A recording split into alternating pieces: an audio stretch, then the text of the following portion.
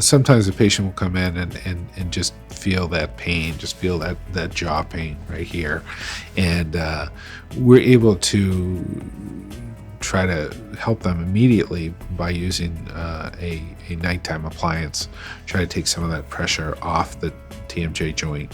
And oftentimes it works quite well and quite quickly, which patients are appreciative of.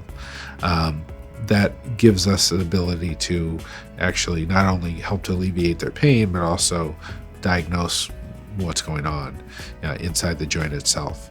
So that's a very good first line treatment that we offer patients if they are having that type of pain in their TMJ joint.